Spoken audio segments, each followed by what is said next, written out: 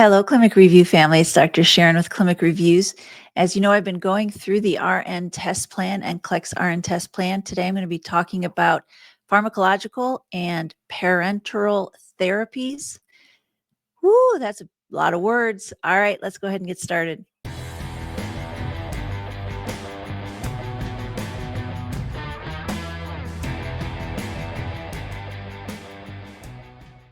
Hello, Clinic Review family. It's Dr. Sharon with Clinic Reviews, the home of the very best Nclex review in the entire universe, in my opinion.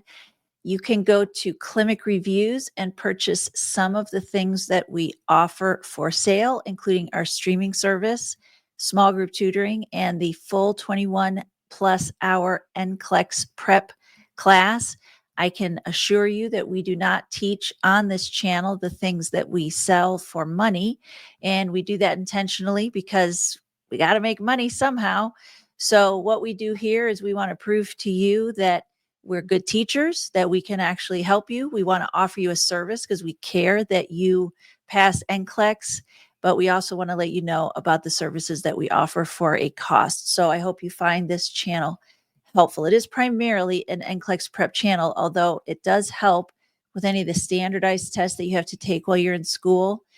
And it is helpful in practicing questions. So let's go ahead and get started. Today, we're doing pharmacological and parenteral therapies. So I'm going to be talking about maintaining and accessing central lines, med calculations, and evaluating patients' response to medications.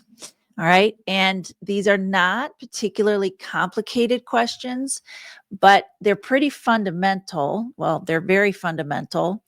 And you really remember, you've got to pass your fundamentals in order to pass NCLEX. That knowing your fundamentals is actually more important than knowing some of the more complicated pathophysiologies, because you can pass if you don't know all the complicated pathophysiologies. You can't pass if you don't know your fundamentals. All right, so let's go ahead and get started. A nurse is preparing to administer IV Vanco through a client's peripherally inserted central catheter, so a PICC line. Which action should the nurse take first? So it's a first question. So we're going to see more than one thing that we like, but we got to decide what to do first. Flush the line with 10 mils of sterile normal saline. Check for blood return and patency. Cleanse the port with chlorhexidine for 15 seconds. Review the vancomycin trough level. All right. What do you do first? Flush the line with 10 mils of sterile normal saline.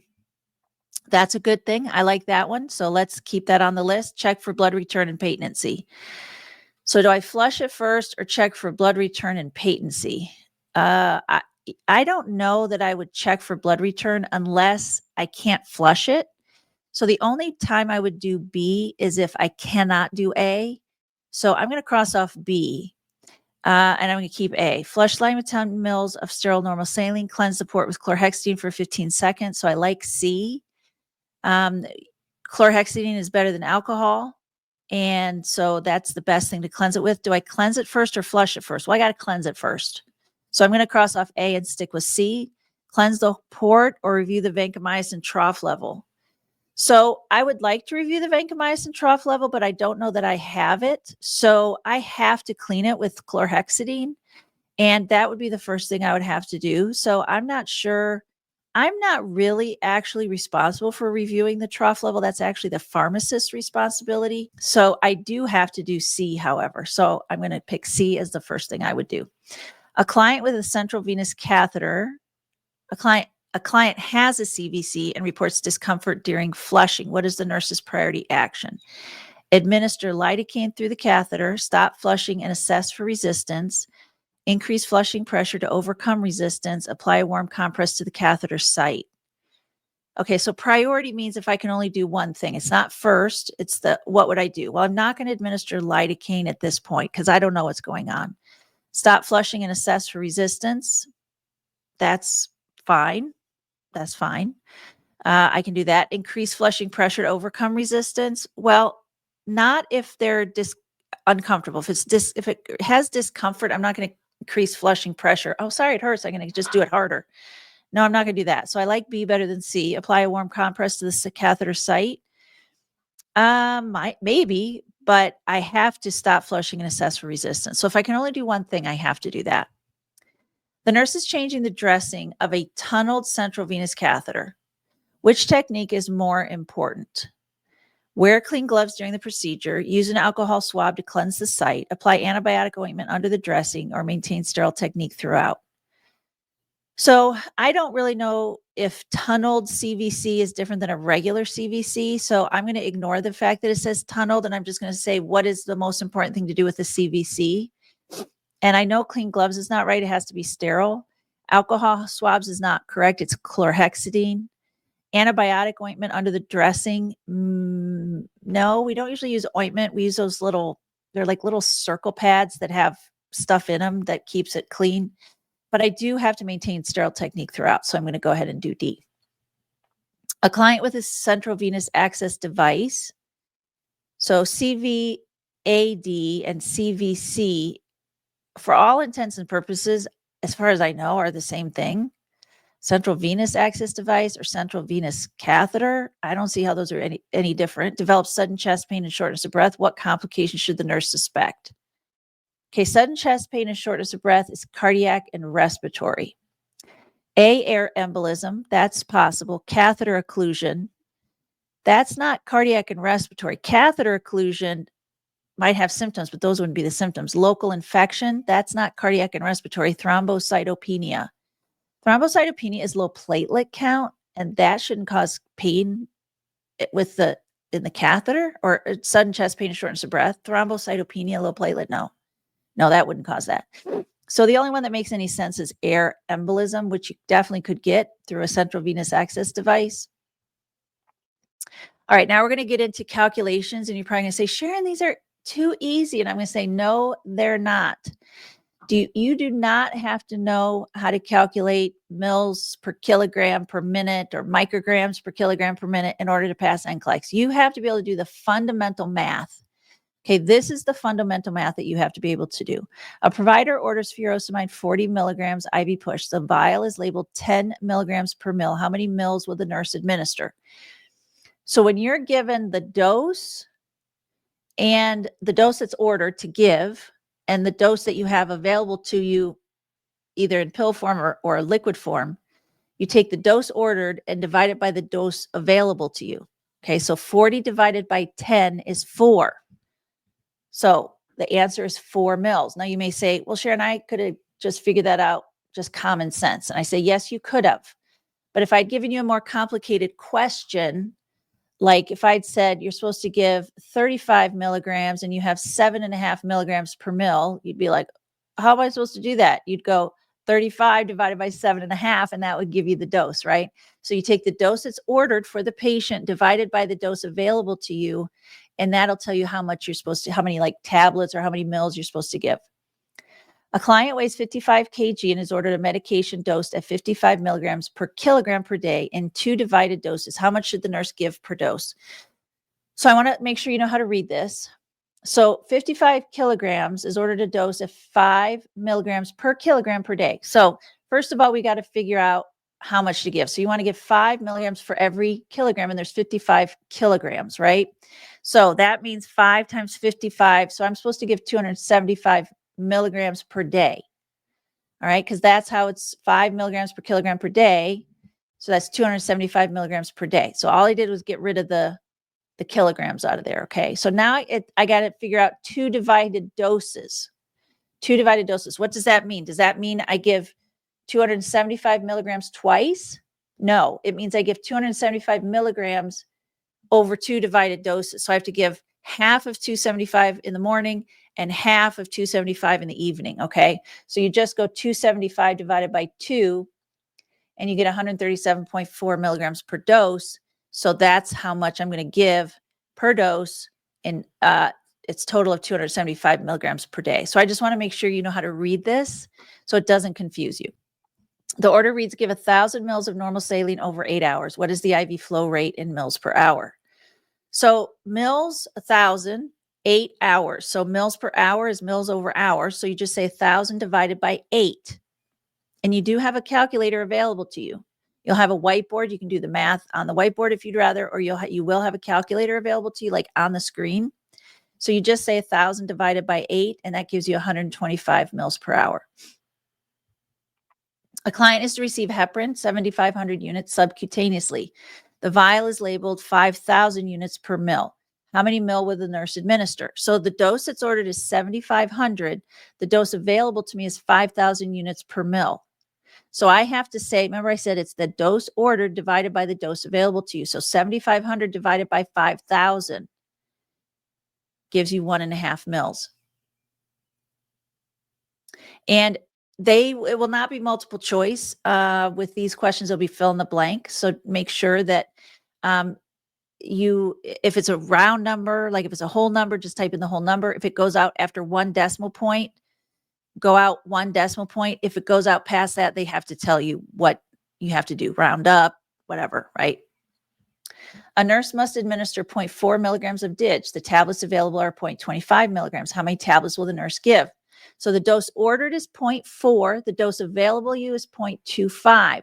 So you take the dose ordered and divide it by the dose available to you. So 0.4 divided by 0.25 is 1.6. Now, I don't have 1.6 available to me because I don't think we could cut how do you cut 1.6 tablets, right? So you have to pick the answer that's closest to that, and it's going to be 1.5. 1.5 tablets. Because if it was like 1.6 mils, we could do 1.6 mils, but we can't do 1.6 tablets. A client receiving morphine IV reports new onset drowsiness. Okay, now we're going to get into assessing patients' response to medications. Okay, so that was calculations. I know it was easy, right?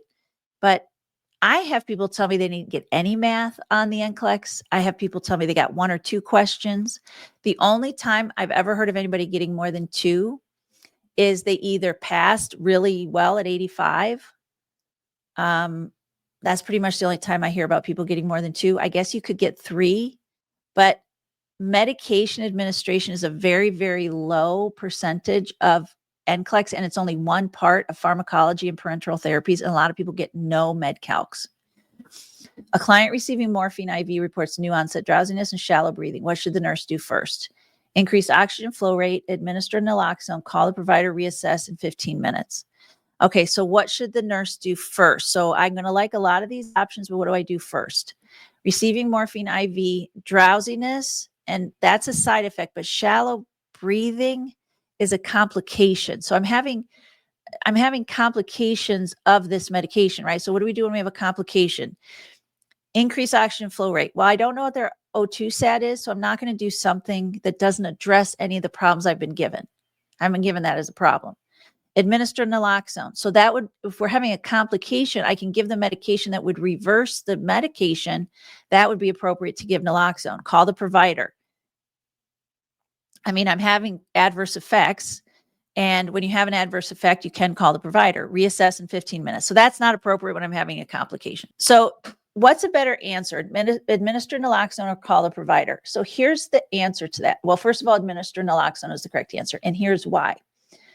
Nclex is a perfect world. And unless they tell you otherwise, you have an order for the meds that are appropriate. So it didn't say administer naloxone per protocol, but naloxone is clearly the correct medication here. It's clearly the correct medication here. And you are allowed to assume that you have an order for it. If it's clearly the correct medication for the problem at hand, you can assume that you have an order for it. I know that's going to be hard to believe because that may not be how your professors tested you in school, but that is the way that the Nclex test. And you might say, well, why do you administer naloxone before you call the provider? Because if there's something you can do before you call the provider, you should do it. And it's a first question. If there's something you can do before you call the provider, do it. Now, I wouldn't increase oxygen flow rate before I call the provider because that's not an appropriate intervention. So you have to rule out the inappropriate interventions and then look at the appropriate interventions. And if there is any of those that you can do before you call the provider, then you do it. A nurse is evaluating the effectiveness of albuterol, which finding indicates a positive response. Respiratory rate of 10 per minute, productive cough with yellow sputum, SpO2 drops from 98 to 94%, it decreased wheezing and improved airflow. Well, what is albuterol? It's a bronchodilator. So you should have decreased wheezing and improved airflow with albuterol use. Now you might say, well, but a lot of times they have more productive cough after you give it. That's true, but that's not the therapeutic effect. The therapeutic effect of albuterol is to decrease the wheezing and improved airflow. If as a result of decreased wheezing and improved airflow, they start coughing up anything they have in there, that's fine, but that's not the purpose of albuterol. The purpose of albuterol is to bronchodilate, which decreases wheezing and improves airflow. A client on warfarin has an INR of 4.8. What is the most appropriate nursing action? So you should know what high INR is. Therapeutic INR is 2 to 3, and then between 3 and 4 is kind of, we don't usually do much about it. But if it's over 4, that's a problem. So this is too high, right? 4.8 is pretty darn high. What's the most appropriate nursing action? Prepare to give vitamin K, administer another dose of warfarin, encourage intake of green leafy vegetables, monitor for signs of thrombosis. So that's high, which means they're at risk for bleeding. Vitamin K is the antidote for warfarin. So preparing to give vitamin K, and it doesn't mean I'm going to the Pyxis and removing vitamin K. It means I know when it says prepare to give vitamin K, it means I know in my head vitamin K is the appropriate thing. That's what it means. That's all it means when it says prepare to give it. Administer another dose of warfarin? No. When my INR is high, I'm not going to do that. Encourage intake of green leafy vegetables. Well, green leafy vegetables counteract the effect of warfarin, but it takes time, and I need to get it reduced now so they don't bleed. And so A is much better than C. Monitor for signs of thrombosis. They're at risk for bleeding, not clotting. So A is the correct answer. A client reports nausea after starting metformin. Which action should the nurse take? Hold the dose, notify the provider immediately, encourage food with medication, crush the tablet for easier swallowing. So nausea is the most common side effect of any medication that I, particularly PO medications, like it's very like the most common thing. So whenever someone says I have nausea with a PO med, what is our best intervention? Our best intervention is to say, take it with food. That's our best intervention. So I'm not going to hold the dose because it's a side effect. You don't hold the dose for side effects. You don't notify the provider for side effects. But for nausea, you can encourage food, crush the tablet. It's not a problem with swallowing. This is not a swallowing problem. It's just nausea, which is a side effect. So we're going to say take it with food. A client taking lisinopril reports a persistent dry cough. What should the nurse do? Educate that the cough is a harmless side effect. Discontinue the medication. Notify the provider for possible medication change, or recommend lozenges. All right.